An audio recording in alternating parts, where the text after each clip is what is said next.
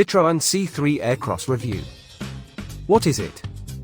Most small B SUVs are born from Superminis. The Ford Puma is essentially an envisioned Fiesta, the Citroën is a scaled-up Ibiza, the Renault Captur is an enlarged Clio, and so on.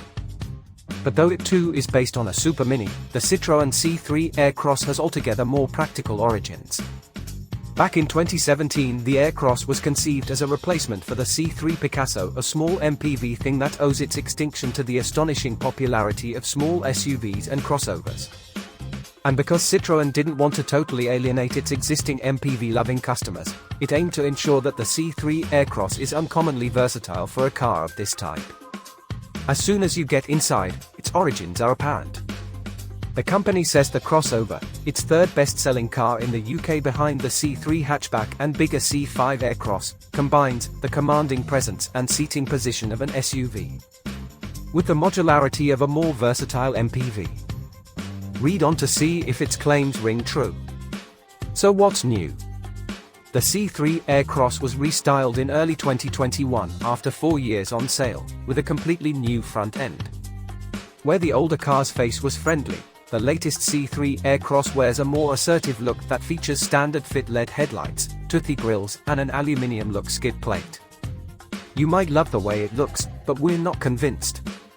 The old Aircross was hardly pretty, but at least its soft-edged front end matched its character.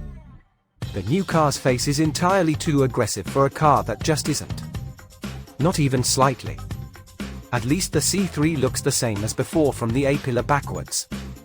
Elsewhere there's a redesigned center console with more storage, new seats with 15mm of extra padding and a faster reacting, more user-friendly 9.0-inch touchscreen. Pretty much everything else is carried over from the old car, including the tried and tested range of engines. What about those engines? The big seller is the 1.2-litre turbocharged 3-cylinder petrol mated to a 6-speed manual gearbox. It has 110 brake horsepower, hits 62 miles per hour from a standstill in a shade over 10 seconds and manages up to 51.5 miles per gallon. Go for the 6-speed automatic and you get slightly more power and speed, 130 brake horsepower, 0 to 61 miles per hour in 9.2 seconds from the exact same engine, but only up to 47 miles per gallon. There's a diesel too, but almost nobody buys it. For reference, it's a 110 brake horsepower 1.5-litre 4-cylinder that claims up to 67.2 miles per gallon and 0 to 62 miles per hour in 10.8 seconds. There is no all-wheel drive option, as is often the way with tiny crossovers, but you can option something called grip control that gives you a few different drive modes for different surfaces and hill descent control.